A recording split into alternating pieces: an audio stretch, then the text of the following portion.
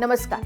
देश में एग्जाम से पहले पेपर लीक मामलों को रोकने के लिए लोकसभा में पेश हुआ पेपर लीक बिल पास हो गया है।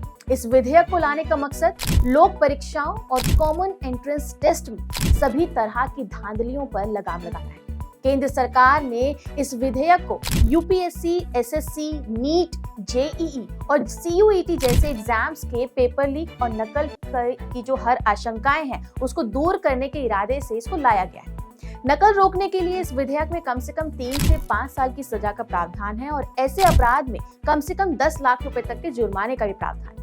लेकिन जो लोग नकल करवाने के संगठित अपराध में दोषी होंगे उन्हें 5 से 10 साल तक की जेल और कम से कम 1 करोड़ रुपए का जुर्माना देना होगा।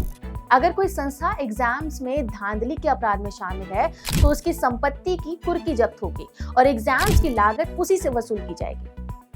कॉम्पिटिटिव एग्जाम्स में नकल, पेपर लीक और दूसरी गड़बड़ियां रोकने के लिए लाया गया ये विधेयक कई मायनों में एक गंभीर समस्या से निपटने के लिए बहुत ही खास है। लोकसभा में इस पर बहस के दौरान सत्ता के पक्ष और विपक्ष का जो कॉन्स्टिट्यूटिव रुख रहा है और जिस तरह की साफ सुथरी बहस इस पर हुई है उसकी भी तारीफ की जानी चाहिए। अगर आप ध्यान दे पाएंगे तो पिछले कुछ सालों में गवर्नमेंट अपॉइंटमेंट्स के लिए होने वाले एग्जाम्स में गड़बड़ियों का जैसे ट्रेंड चल गया है।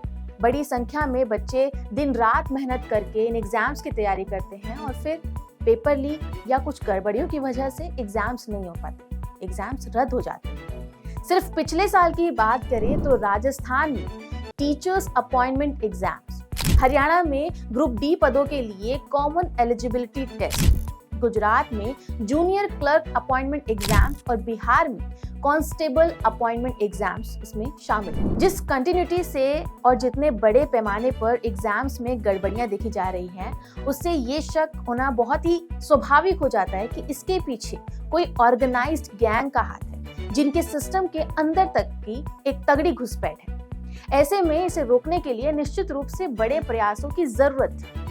विधेयक में जिस तरह के कड़े प्रावधान किए गए हैं वे कॉमन नहीं है, इनके अपने फायदे और नुकसान हो सकते हैं। हालांकि अच्छी बात यह है कि स्कूल कॉलेजों के जनरल एग्जामिनेशंस को इनसे बाहर रखा गया है और जो भी एग्जाम्स शामिल हैं उसमें भी स्टूडेंट्स और कैंडिडेट्स को इस विधेयक के दायरे में नहीं रखा गया। फिर भी ये प्रावधान इतने कड़े हैं कि इन पर अमल में लाने के लिए खास सावधानी की जरूरत है क्योंकि इनका दुरुपयोग कई तरह से नुकसान को बना सकता है।